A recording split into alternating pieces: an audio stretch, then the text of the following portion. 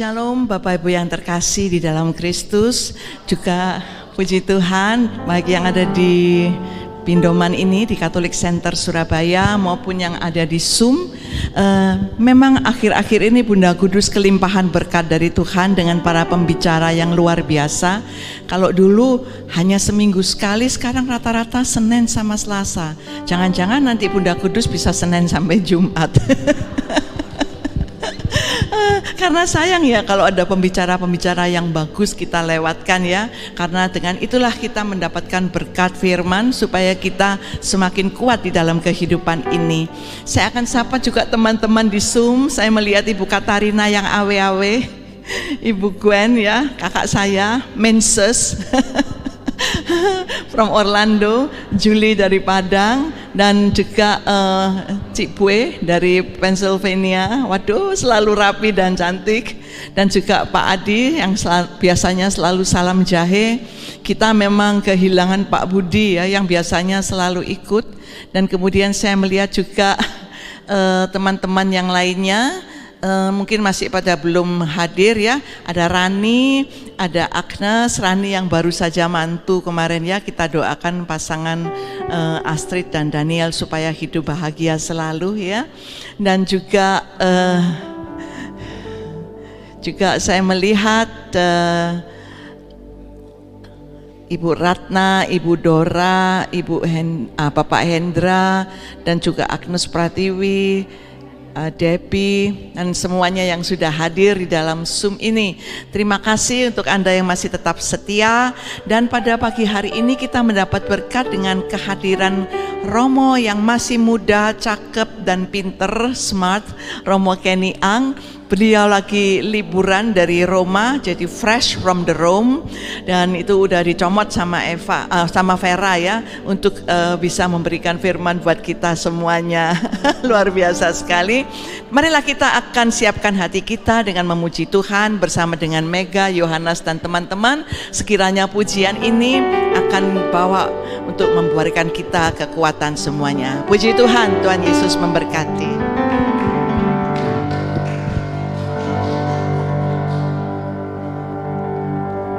Puji nama Tuhan. Terima kasih banyak Ibu Ervin. Shalom. Shalom. Ibu-ibu, ada beberapa bapak ya. Puji nama Tuhan, kalau pagi hari ini kembali kita diundang oleh Tuhan untuk kita boleh hadir di tempat ini. Saya boleh menyapa sekali lagi, Shalom.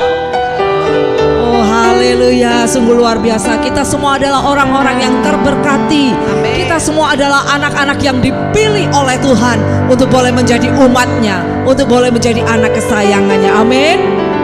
Kalau kita tengok kanan kirinya, katakan engkau dipilih loh sama Tuhan. Yes, kita semua dipilih oleh Tuhan. Amin. Mari saya undang semua anak-anak yang dipilih oleh Tuhan untuk kita boleh berdiri, kita boleh satu hati, kita boleh memuji Tuhan, kita boleh menyenangkan hati Tuhan pagi hari ini.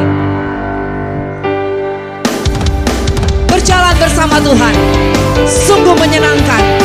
Berjalan bersama Tuhan sungguh membuat kita penuh dengan sukacita.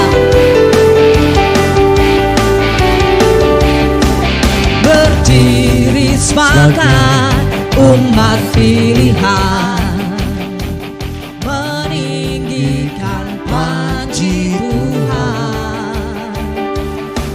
Semua musuh tak dapat bertahan, karena kuasa-Nya bekerja sempurna. Ku nyanyikan kemenangan. Yesus hebat bagiku, Yesus kota bentengku, kesukaan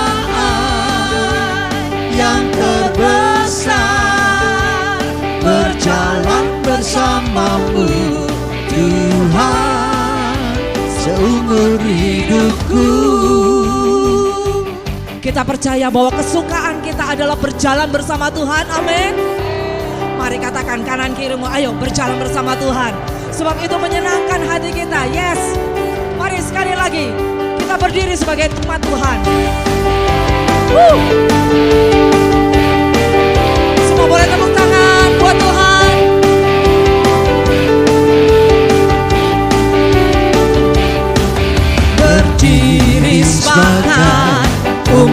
pilihan. Kita meninggikan panji Tuhan. Yes, semua musuh tak dapat bertahan karena kuasanya bekerja sempurna. Semua umat Tuhan katakan, ku nyanyikan kemenangan Yesus hebat bagiku. Ya kota bentengku, Yesus kota bentengku, kesukaan yang terbesar, berjalan bersamamu. ku nyanyikan Tuhan, ku nyanyikan kemenangan. Yesus hebat bagiku, Yesus kota bentengku, kesukaan yang terbesar, hanya berjalan bersamamu. Tuhan, berjalan bersamamu. Tuhan, berjalan bersamamu. Tuhan, lagi berjalan bersamamu. Tuhan, sampai kapan saudara? seumur hidupku. Yes Lord, seumur hidup kami mau terus berjalan bersama dengan Tuhan. Amin. Sebab hanya di dalam Tuhan ada kekuatan, hanya di dalam Tuhan ada ketenangan. Amin. Mari kita mau persembahkan hati kita bagi Tuhan. Dalam nama Bapa dan Putra dan Roh Kudus. Amin. Sungguh kami bersyukur kepadamu Bapa, sebab Engkaulah yang menjadikan kami umat-Mu. Engkau yang menjadikan kami anak-anak kesayangan-Mu. Kalau pagi hari ini Tuhan, kami boleh ada di tempat ini. Sampai detik ini kami masih boleh terus berjalan bersama dengan Engkau. Sungguh kami percaya itu bukan karena kekuatan kami, tetapi karena kasih-Mu yang menarik setiap kami. Untuk kami boleh terus berada di dalam jalan-Mu, untuk kami boleh terus menyenangkan hati-Mu. Kami mau persembahkan Tuhan seluruh keberadaan diri kami pagi hari ini. Biarlah Engkau sendiri yang membentuk hati kami. Jadikan kami bejana tanah liat-Mu yang siap untuk diisi dengan rahmat-Mu, dengan kasih-Mu, dengan kemuliaan-Mu. Biarlah kami sungguh-sungguh mengosongkan diri kami Tuhan. Dan kami mau sungguh-sungguh membawa hidup kami, dan kami mau persembahkan hanya bagi Engkau. Mari Allah Roh Kudus, pimpin setiap kami anak-anak-Mu. Bawa kami, untuk kami sungguh-sungguh berjumpa dengan Tuhan Yesus, kekasih jiwa kami. Ini kami Tuhan, ini hati kami, bejana tanah liat-Mu. Terima kasih Bapa.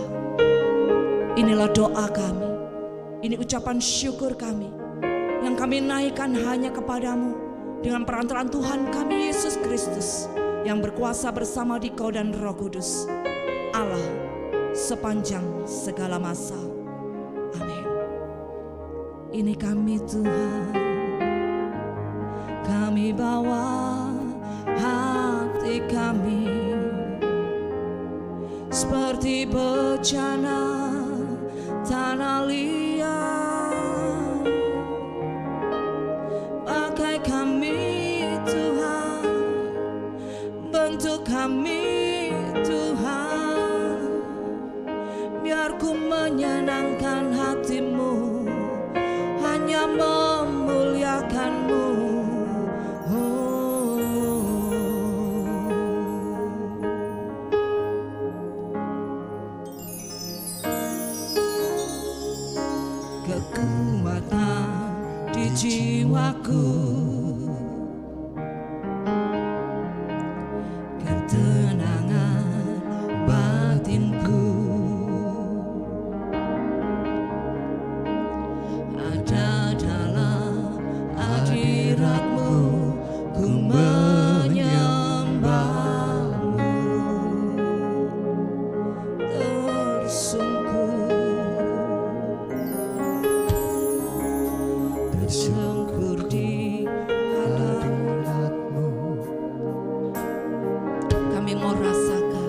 merasakan hadirat-Mu.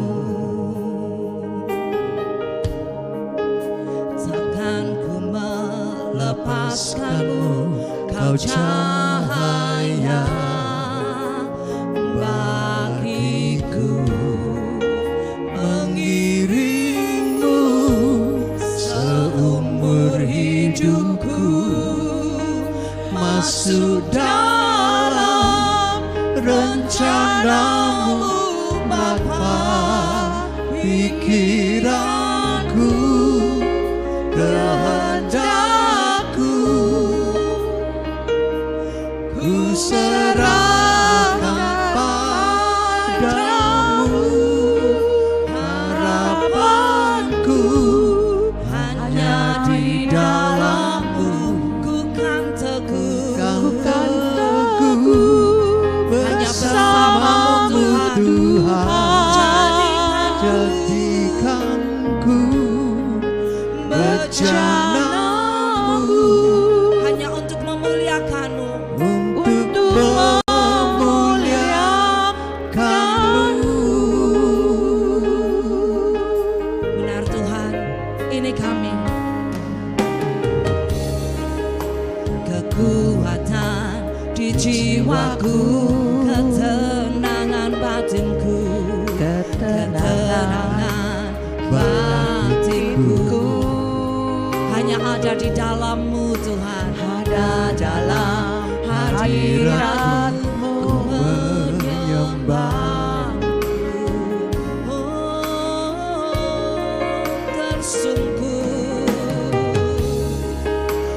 Tersungkur di kaki-Mu, kami mau rasakan hadirat-Mu. Takkan ku melepaskan-Mu, Kau cahaya bagiku. Sama-sama katakan, Mengiringmu seumur hidupku, masuk dalam rencana-Mu Bapa. Pikiranku, kehendakku, kami serahkan. ku serahkan padamu. Harapanku Hanya di dalam-Mu, ku kan teguh bersama-Mu Tuhan. Jadikanku bejana-Mu untuk memuliakan-Mu. Sama-sama katakan, Mengiringmu seumur hidupku, masuk dalam hanya di dalam rencana rencana-Mu. Bapa. Pikiran kami, Pikiranku, kehendak kami, kehendakku, kami mau serahkan. ku serahkan padamu.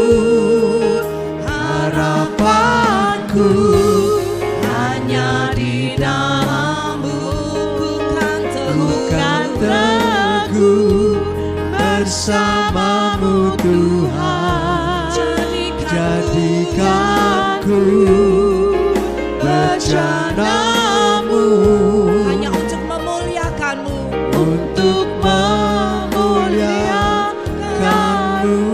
Untuk memuliakan-Mu. Untuk memuliakan-Mu. Hanya untuk memuliakan-Mu. Untuk memuliakan-Mu.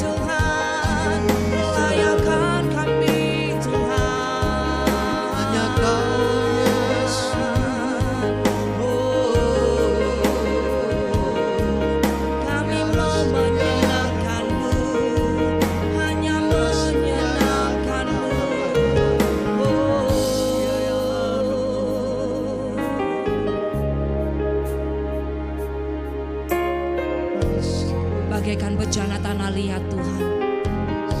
Kami bawa seluruh hidup kami persembahkan hanya kepadamu. Mari Tuhan, bentuklah kami, biarlah firman-Mu sungguh-sungguh boleh menjadi pedang yang bermata dua, yang boleh membentuk kami, menjadikan kami bejana tanah liat yang indah, hanya untuk kemuliaan nama-Mu. Kami bersyukur Tuhan, kalau pada pagi hari ini Engkau mengirimkan anak-Mu yang terkasih kepada setiap kami, Romo Kenny Ang. Biarlah saat ini Engkau mengurapi beliau dengan urapan yang maha kudus. Dan Engkau pakai Tuhan anak-Mu ini untuk menyampaikan kebenaran firman-Mu, untuk menyampaikan isi hati-Mu. Biarlah saat ini Tuhan kuasa-Mu bekerja atas beliau. Inilah waktu yang terindah bagi-Mu Tuhan, untuk Engkau boleh berbicara kepada setiap kami. Urapi kami, berikan kami telinga seorang murid, dan bentuk hati kami, untuk kami boleh sungguh-sungguh boleh memuliakan Engkau. Kami siap menyambut firman-Mu Tuhan. Dan inilah doa kami, kemuliaan kepada Bapa dan Putra dan Roh Kudus, seperti pada permulaan, sekarang, selalu, dan sepanjang segala abad. Amin. Silakan duduk, Ibu Bapak yang dikasihi Tuhan. Saya persilakan kepada Romo Kenny Ang. Dari Injil Matius bab 10 ayat 34 sampai 11. Saya bacakan beberapa ayat ya. Barang siapa menyambut kalian, ia menyambut aku. Dan barang siapa menyambut aku, ia menyambut dia yang mengutus aku. Barang siapa menyambut seorang nabi sebagai nabi, ia akan menerima upah nabi. Dan barang siapa menyambut seorang yang benar sebagai orang benar, ia akan menerima upah orang benar. Dan barang siapa memberi air sejuk secangkir saja kepada salah seorang yang kecil ini karena ia muridku, aku berkata kepadamu, sungguh ia takkan kehilangan upahnya. Setelah Yesus selesai mengajar ke-12 rasulnya, pergilah ia dari sana untuk mengajar dan memberitakan Injil di dalam kota-kota mereka. Kita baca bahwa Yesus mengutus para muridnya untuk memberitakan Injil. Gereja itu punya hukum, ya, kitab hukum yang mengatur hidup umat beriman. Nah, umat beriman itu punya hak dan kewajiban. Salah satu hak dan kewajiban umat beriman adalah menjadi rasul, mewartakan kabar gembira. Hak dan kewajiban, kalau namanya hak, berarti saya nggak bisa bilang, jangan mewartakan Injil, tenang-tenang saja di rumah. Dan mewartakan Injil itu bukan tugas hanya Bapak Paus, Bapak Uskup, Imam, tugas umat beriman. Kita tahu ada banyak santo-santa, misalnya Santo Andreas Kim Taegon di Korea. Dia bukan imam, dia umat beriman awam yang memulai pewartaan Injil di Korea. Nah, sekarang kita mau menjadi para rasul yang mewartakan Injil. Caranya gimana? Apakah ya, setelah ini Bapak Ibu keluar di pinggir jalan ya, yang ramai kan tuh, banyak mobil yang lewat, lalu mulai memegang buku Alkitab, ya, kita mulai mewartakan Injil, berteriak-teriak. Ada orang punya style seperti ini. Ya. Ada yang ya, orangnya di stop yang berjalan, halo Pak, percaya Tuhan. Ya. Apakah seperti itu? Ya ada yang melakukannya. Tapi kalau kita melihat contoh atau teladan umat-umat Kristiani pertama, di abad-abad pertama, ketika mereka masih dianiaya, mereka melakukan hal yang lain. Saya tinggal di Roma, dan di Roma sebelum abad keempat itu tidak ada gereja. Abad keempat itu tahun 300-an.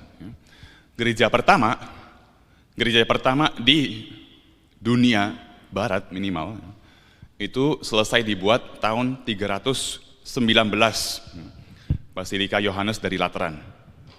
Gereja pertama. Kenapa sebelumnya tidak ada gereja? Karena tidak ada kebebasan beragama. Umat-umat Kristiani awal itu berdoa di rumah-rumah, berkumpul di rumah orang.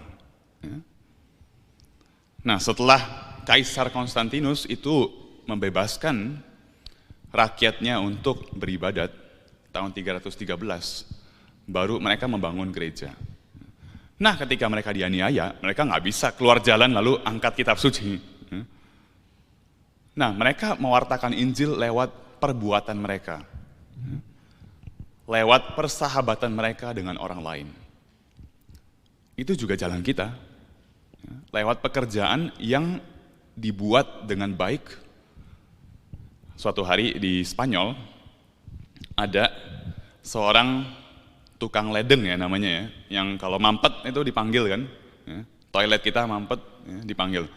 Ya, orangnya, pemilik rumahnya memanggil, ya tolong ini mampet. Ya. Lalu dia bersihkan. Dia bersihkan, selesai, dia sudah mau pulang, dibayar. Lalu pemilik rumahnya bilang, kamu orang Kristiani ya? Dia bilang, iya. Kenapa tahu? Pemilik rumahnya bertanya. Lalu dia bilang, kenapa tahu? Ya, tukang ledengnya. Lalu dijawab, karena setelah kamu menyelesaikan pekerjaanmu, kamu bersihkan kamar mandinya. Ya. Ada orang yang setelah kerja ditinggal. Ya. Ini enggak, setelah dia hilangkan kemampetannya itu, dia bersihkan lantainya. Ya. Orang Kristiani. Ya. Nah, kita juga seperti itu, lewat hal-hal dari yang paling kecil, pekerjaan kita, saya mau lakukan dengan baik, bukan untuk pamer, bukan untuk supaya saya terkenal, tapi supaya Allah terpancar dari apa yang saya lakukan. Nah, kalau kita mau menjadi rasul, yang adalah hak dan kewajiban kita, apa karakteristik, apa ciri-ciri rasul yang baik di zaman sekarang? Ada 4. Yang pertama, seorang rasul yang baik adalah pria dan wanita yang berdoa. Pendoa. Karena kalau saya mau berbicara kepada orang lain tentang Yesus, itu harus merupakan luapan dari apa yang ada di hati saya. Kalau saya nggak punya Tuhan Yesus, apa yang mau saya keluarkan? Yang lain-lain. Yang lain-lain. Gosip, contohnya. Ya. Atau kritik, kritik negatif. Ya, keluh kesah. Sekarang kan zaman sekarang orang komplain terus. Ya. Keluar panas, masuk ruangan dingin. Ya. Komplain. Padahal komplain itu tidak menyelesaikan masalah. Ya, komplain. Tapi kalau kita punya Tuhan Yesus dalam hati kita, yang keluar adalah Tuhan Yesus. Jadi kita mau jadi orang-orang yang berdoa. Pertanyaannya adalah, apakah saya punya kebiasaan berdoa pribadi? Kalau kumpul-kumpul kan gampang ya. Udah kumpul gini, masa saya nggak doa ya. Yang lain berdoa, saya melakukan yang lain, nggak mungkin kan? Ya ikut aja deh. Tapi kalau lagi sendiri, di kamar, lagi jalan-jalan, ya ini minggu nih lagi jalan-jalan, misa nggak ya? Aduh jauh gerejanya, nggak usah. Rosario setiap hari, aduh ini capek, nggak usah. Betul-betul kita diuji ketika kita sendirian. Apakah saya punya kebiasaan untuk berdoa? Di sanalah diuji, sama-sama gampang. Nah, kita mau seperti jalan-jalan tol ya, kalau di Eropa itu di pinggir kiri dan kanan ada tiang-tiang merah. Ya, kalau diperhatikan merah putih bukan bendera Indonesia ya. Jadi merah tiang begini, plastik merah putih. Untuk apa? Untuk nanti kalau salju turun. Ya. Kalau lagi nggak ada salju nggak apa-apa, nggak perlu tiangnya. Tapi kalau lagi ada salju, batas yang mana yang jalan tol, yang mana yang jurang, itu nggak kelihatan. Ya. Nah, maka itu harus ada tiang yang tinggi yang melebihi batas saljunya. Nah, doa-doa kita, kebiasaan kita berdoa adalah tiang-tiang itu yang menjaga supaya saya tetap di dalam jalan tol. Saya bangun, saya tahu saya mau menyerahkan doa persembahan pagi kepada Tuhan. Lalu saya tahu saya mau cari waktu untuk rosario. Rosario. Kalau saya sebagai imam, saya punya misa setiap hari, ibadat harian. Lalu Anda pasti berdoa rosario, baca kitab suci. Semuanya itu adalah tiang-tiang yang menolong saya tetap di dalam jalur. Ini karakteristik pertama. Setiap orang bisa beda-beda. Oh, saya berdoa koronka, saya berdoa ini. Yang penting adalah konsisten. Konsisten. Nggak pengen berdoa, tetap doa. Merasa nggak tahu mau ngomong apa kepada Tuhan. Sering kan orang bilang, saya berdoa ngomong apa? Kalau saya nanti, saya mau pergi sama anak-anak 80 anak muda ke ziarah ke Portugal bulan Agustus. Di buku yang telah kami siapkan itu ada halaman-halaman kosong untuk jurnal. Pertanyaan-pertanyaan, hari ini kamu dapat apa? Kamu ke Roma, ke Lourdes, ke Fatima. Tulis, yang penuhin satu halaman itu dapat stempel. Yang stempelnya paling banyak dapat hadiah. Ya kan? Nah, saya nggak peduli yang diisi dalam halaman itu apa. Yang penting isi satu halaman penuh. Kalau ada yang mau tulis, saya tidak bisa menulis, saya tidak bisa menulis, saya tidak bisa menulis, saya tidak bisa menulis, saya tidak bisa menulis, penuh satu halaman, stempel. Saya tidak peduli. Saya bingung mau nulis apa, saya nggak mau di sini, saya mau pulang, stempel, satu halaman. Karena kalau orang sudah mulai, saya tidak bisa menulis, saya bisa menulis ternyata.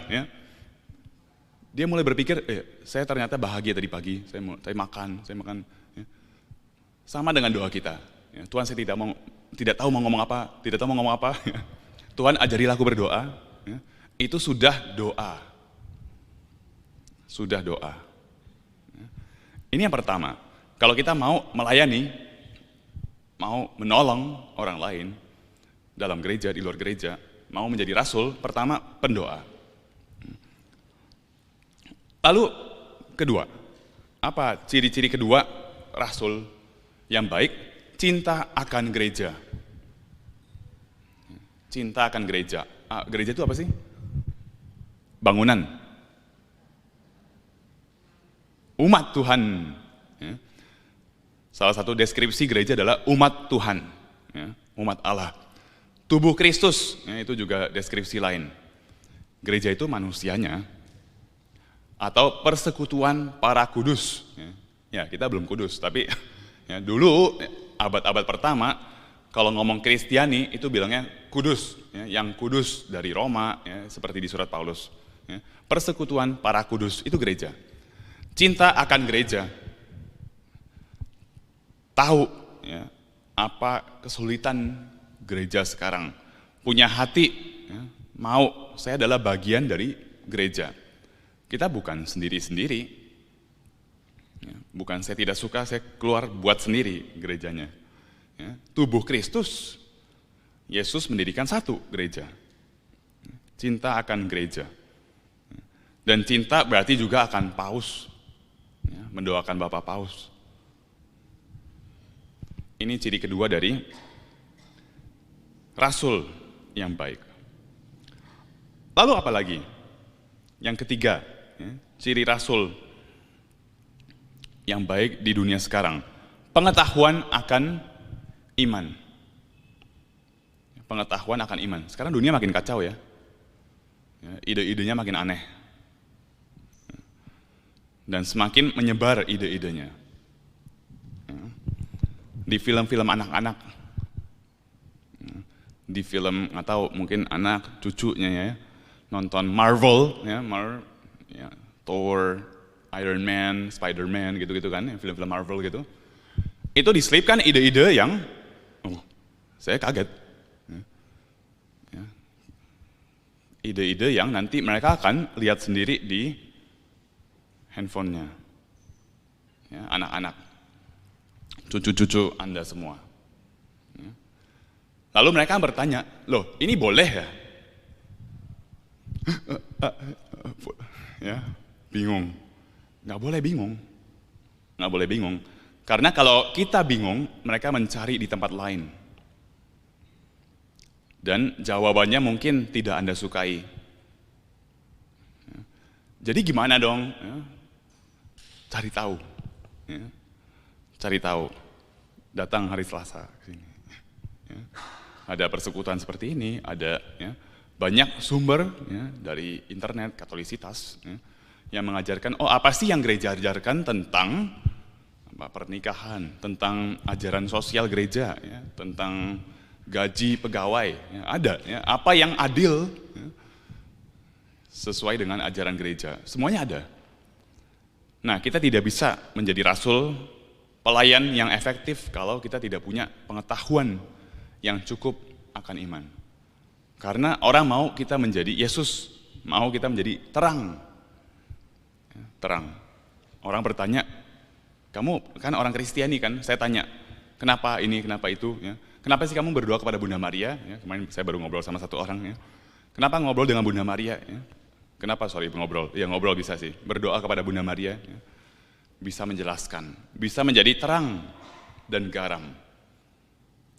Kemiskinan itu bukan hanya kemiskinan material, tapi ada yang namanya kemiskinan rohani, pengetahuan. Orang yang mau tahu, nggak pernah ada yang menjelaskan. Tugas kita. Lalu 4, tadi kita udah bilang, ciri pertama, pendoa, kedua, gereja, cinta akan gereja, 3, betul, keempat,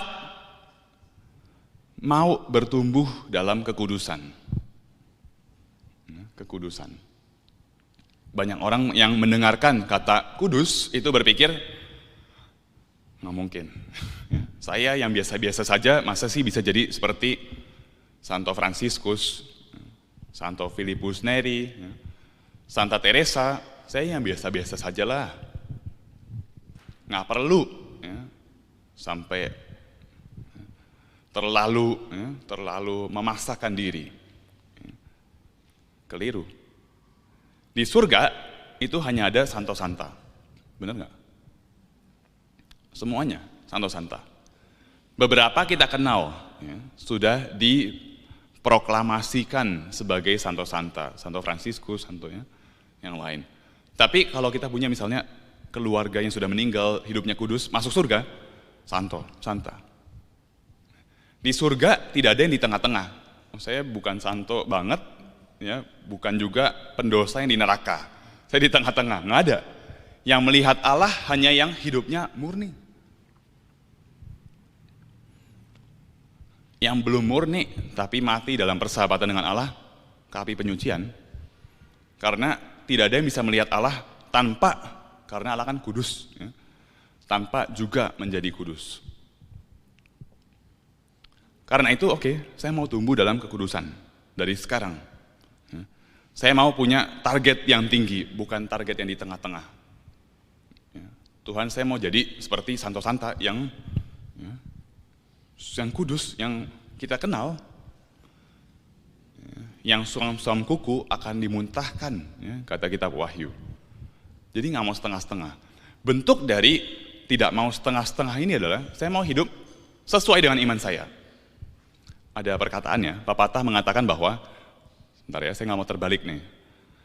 Kalau saya tidak bertindak, tidak hidup sesuai dengan pikiran saya, lambat laun saya akan berpikir sesuai dengan cara saya hidup.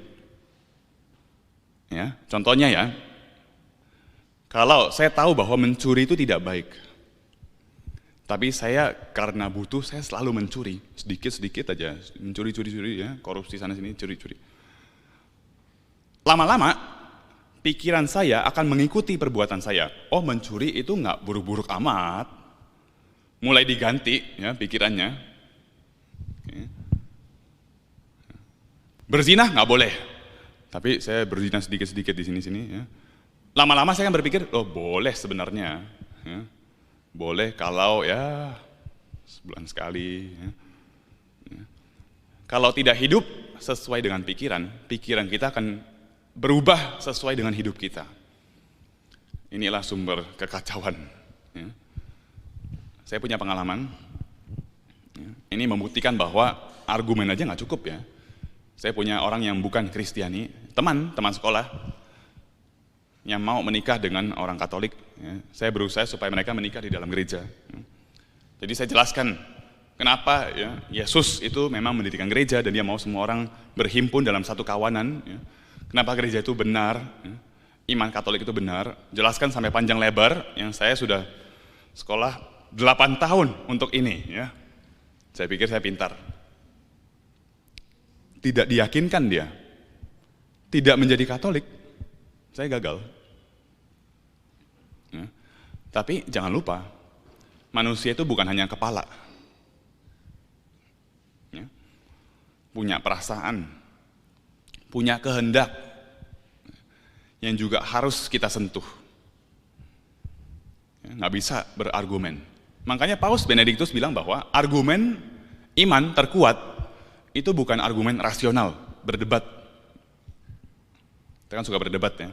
Enggak, gini ya, begini. Ya, argumennya bisa rasional dan konsisten. Tapi argumen terkuat dari iman Kristiani adalah 2. Pertama, Santo Santa. Kedua adalah kesenian, lagu. Ya. Kata-kata itu tidak bisa memuat segalanya. Ya. Penjelasan seperti saya bicara sekarang tidak memuat segala yang mau saya sampaikan. Tapi kalau saya mau tunjukkan seperti apa sih iman Kristiani, saya bawa ke gereja yang bagus. Ya. Lihat, seorang ateis dari Prancis, ya, André Frossard, itu menjadi Katolik karena masuk ke Notre Dame di Paris, ya, gereja yang bagus sekali, gotik. Setelah bertahun-tahun ateis, ya, dijelaskan tentang iman Katolik, nggak mau. Ya, masuk, lihat kanan kiri, terpukau, keluar, minta dibaptis. Ya. Ini kesenian, ya, lagu, musik, itu menyentuh bagian dari manusia yang tidak tersentuh oleh argumen, kata-kata. Lalu tadi saya sebut Santo Santa. Santo Santa. Banyak orang mengatakan bahwa, ngapain jadi Katolik ya? Ini saya yang hidupnya tidak ikut Tuhan, itu hidupnya lebih baik. Ya. Ngapain susah-susah setiap minggu ke gereja, lalu ikut perintah Tuhan. Ngapain hidup saya lebih baik? Yang Katolik yang hidupnya tidak teladan banyak. Untuk apa? Saya akan bilang bahwa, kalau kamu mau menghindari jadi yang paling jelek, itu gampang. Tapi kalau mau jadi yang terbaik, kamu harus jadi Katolik. Karena di gereja Katolik ada segala bantuan, sakramen yang menolong. Kalau mau tidak jadi yang terjelek, oke. Tapi sekarang saya bilang, bisa nggak kalau tanpa ikut Tuhan, itu jadi seperti Bunda Teresa. Kita bukan orang-orang yang nggak mau tidak lulus, tapi mau dapat 10. Ya, kalau nggak mau tidak lulus, belajar supaya dapat 6,5 aja. No. Kita orang-orang yang kalau diajak berjalan 1 mil, berjalan 2 mil. Diminta 1 jubah, beri 2. Yang tembaknya ke bulan, ya, supaya kalau nggak kena, jangan jauh-jauh, ya, sekitar situ kenanya. Santo Santa, kalau tidak ikut Tuhan, tidak menerima Ekaristi misalnya, bisakah seperti Maximilianus Kolbe yang di kamp konsentrasi di Auschwitz bilang, saya gantikan orang itu. Ya, masuk kamar kelaparan ya, yang dibiarkan lapar mati. Bisa? Ya, harus bandingkan apel dengan apel, jangan apel dengan yang lain. Ya. Santo Santa dan kesenian.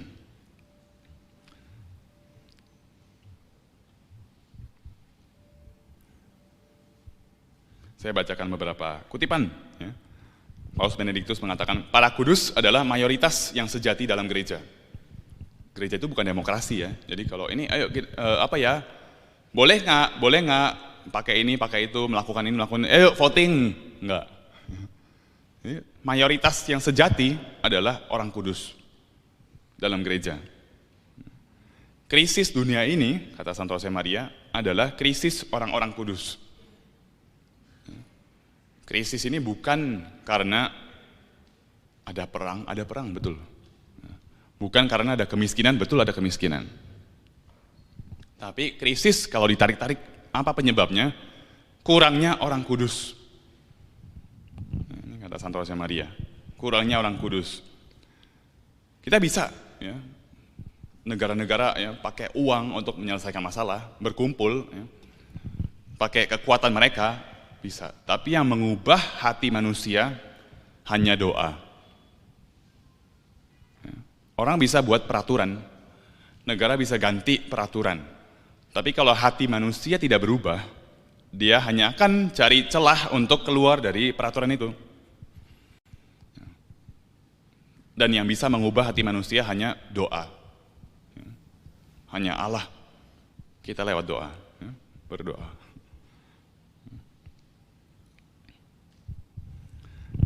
Terakhir untuk menutup, kita sudah bahas beberapa ciri, 4 ciri rasul di zaman modern. Pendoa, cinta akan gereja, pengetahuan akan ajaran gereja, mau tumbuh dalam kekudusan. Kudus itu apa sih? Saya belum bilang dengan jelas ya. Kudus menjadi seperti Yesus, gampangnya. Di surga, masuk surga. Kudus itu masuk surga. Di surga nggak ada yang di tengah-tengah. Semuanya orang kudus. Nah, untuk bisa melakukan segalanya ini, kita perlu beberapa hal nih. Pertama, cinta kasih akan orang lain, akan Yesus. Minta kasih dari Yesus. Lalu kita butuh juga bantuan orang lain dalam bentuk koreksi. Koreksi. Kita tidak sempurna. Saya lebih pilih orang mengatakan, Romo ini salah. Yang Anda lakukan ini keliru. Saya lihat, oh iya keliru. Keliru. Saya kan tidak punya istri ya. Kalau punya istri kan orang bilang, ini ya, di punggungnya ada yang tempelin stiker. Yang lihat kan suami istrinya. Jadi suami, dasinya miring, istrinya betulkan. Saya appreciate, saya senang kalau dia bilang ini keliru. Sebagai imam ya, sebagai umat beriman sama. Kalau ada orang yang datang, Bu, Ibu keliru melakukan hal ini.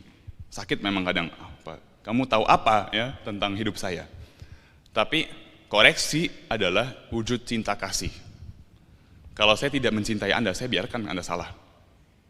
Sampai jatuh sendiri, biarkan. Kalau saya cinta Anda, saya beritahu, jangan ke situ. Kita butuh ini. Lalu kita butuh juga, ya, tadi, ya, kalau kumpul biasanya gosip gitu ya, tidak bergosip. Ya.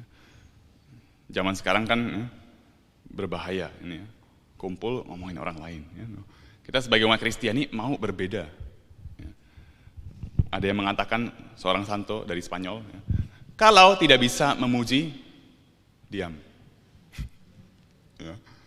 Susah kan? Saya juga susah. Saya berjuang juga. Ya. Maunya kritik kan? Kayaknya gatel ya. Nggak apa-apa lah. Sekali-sekali berbagi sakit hati gitu ya. Apakah perlu? Ya. Lain halnya kalau saya mengatakan, ini ada yang keliru kepada orang yang memang bisa menyelesaikan masalahnya. Itu bukan gosip. Ya. Tapi kalau nggak ada apa-apa, nggak ada hubungannya, bilang, itu loh si B. Ya. Si B ini, ya, dia begini, tanpa ada tujuan, ya, tidak konstruktif, ya, tidak menolong pertumbuhan dalam kekudusan. Ya. Kita mohon ya, kepada Bunda Maria, ya, kepada Tuhan Yesus agar kita mampu menjadi rasul, garam dan terang dimanapun kita berada. Ya. Pelayanan itu bukan hanya di komunitas, di gereja, tapi nanti di rumah. Di tempat kerja, di jalan, waktu nyetir, susah. Dan kita minta bantuan juga dari Tuhan Yesus supaya kita bisa menjadi pendoa yang konsisten, yang penuh komitmen, yang mencintai gereja, yang mau tahu terus menggali pengetahuan akan iman, dan mau tumbuh dalam kekudusan. Kita berdoa sama-sama ya. Dalam nama Bapa dan Putra dan Roh Kudus. Allah Bapa yang Maha Baik, kami bersyukur atas kesempatan kami berjumpa dengan satu sama lain dan terlebih lagi berjumpa dengan Engkau. Bantulah kami untuk bisa menjadi rasul orang-orang yang diutus untuk membawa kabar gembira dimanapun kami berada, di rumah, di tempat bekerja, dan dimanapun. Bantulah kami untuk menjadi orang-orang yang berdoa dengan tekun, mencintai gereja, mau tahu, dan mendalami iman kami, dan senantiasa berjuang untuk tumbuh dalam kekudusan. Dengan pengantaran Kristus Tuhan kami. Amin. Dalam nama Bapa dan Putra dan Roh Kudus. Amin. Terima kasih Father Kenny untuk firman yang sudah disampaikan pada siang hari ini. Kepada Bapak Ibu Saudara-saudari sekalian, saya mengingatkan bahwa besok kita masih punya satu sesi pindoman dengan Romo Bayu Ruseno. Jadi kami tunggu kehadiran Anda kembali di Catholic Center ini. Kita lanjutkan dengan pujian penutup. Terima kasih. Ya, sungguh luar biasa kita telah disegarkan oleh firman Tuhan melalui Romo Kenny Ang. Sungguh luar biasa. Mari saat ini kita mau bawa hati kita mau bersyukur kepada Tuhan, sebab Tuhan sudah memberikan rahmat-Nya yang sungguh luar biasa buat setiap kita. Bapa, kami mengucap syukur kepadamu untuk pagi hari ini, di mana kami boleh mendengar firman-Mu melalui Romo Kenny Ang. Kami semakin disegarkan Tuhan, kami semakin diperjelas bahwa kami ini adalah rasul-rasul-Mu. Kami mau sungguh hidup bersama dengan Engkau, hidup di dalam kekudusan, supaya kami sungguh-sungguh boleh memuliakan Engkau. Terima kasih Tuhan untuk Romo Kenny Ang yang sudah bersama-sama dengan kami. Kiranya Engkau selalu memberkati beliau dengan kesehatan, Engkau selalu memberikan rahmat-Mu yang diperlukan oleh beliau di dalam kehidupannya, di dalam menjadi imam. Engkau memberikan roh kesetiaan supaya Romo Kenny Ang sungguh-sungguh boleh semakin memuliakan Engkau. Terima kasih buat kebersamaan kami pada pagi hari ini. Kalau sebentar kami akan kembali pulang ke rumah kami masing-masing, Tuhan, lindungi kami di dalam perjalanan supaya kami sampai di tempat tujuan dengan selamat. Dan kiranya Engkau juga menarik kami kembali untuk besok kami boleh hadir di tempat ini, untuk kami boleh sekali lagi mendengarkan kebenaran firman-Mu. Terima kasih Bapa untuk segalanya. Kami naikkan segala puji, segala syukur kami ini hanya di dalam satu nama yang kudus dan penuh kuasa, yaitu Tuhan kami Yesus Kristus, kini dan sepanjang segala abad. Amin. Kita terima berkat Tuhan. Saya undang Anda untuk boleh berdiri. Silakan Romo Kenny untuk memberikan kita berkat. Ya, kita terima berkat Tuhan melalui Romo Kenny Ang. Silakan Romo. Tuhan bersamamu. Semoga Allah yang Maha Kuasa memberkati saudara sekalian, Bapa dan Putra dan Roh Kudus. Amin. Amin. Terima kasih semuanya. Terima kasih banyak Terima kasih. Romo. Ya, Tuhan berkati kita semua. Jangan pernah lelah untuk selalu bekerja di ladang Tuhan. Sebab kita tidak sendiri, Roh Kudus yang memberikan kita kekuatan, Roh Kudus yang selalu memampukan kita. Mari.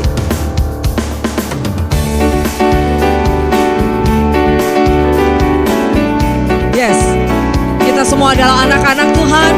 Kita semua dipilih, kita diutus untuk boleh menjadi berkat bagi sesama kita.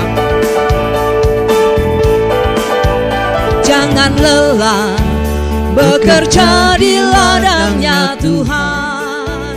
Roh Kudus yang beri kekuatan, yang mengajar dan menopang. Katakan tiada lelah, tiada lelah bekerja bersamamu Tuhan, yang selalu mencukupkan atas segalanya. semua ratakan. Ratakan tanah bergelombang, timbunlah tanah yang berlubang. Menjadi siap dibangun di atas dasar iman. Ratakan tanah bergelombang, timbunlah tanah yang berlubang. Menjadi siap dibangun di atas dasar iman. Ratakan tanah bergelombang. Ratakan tanah bergelombang, timbunlah tanah yang berlubang. Menjadi siap dibangun di atas dasar iman. Ratakan tanah bergelombang, Timbun tanah yang timbunlah berlubang. tanah yang berlubang. Kita jadi siap. Menjadi siap dibangun di atas dasar iman. Menjadi siap. Menjadi siap dibangun. Menjadi siap dibangun. Yes, Menjadi siap dibangun di atas dasar iman. Haleluya. Berikan sorak-sorai yang meriah bagi Tuhan. Jangan pernah lelah untuk boleh bekerja di ladang Tuhan. Amin. Tuhan memberkati kita semua.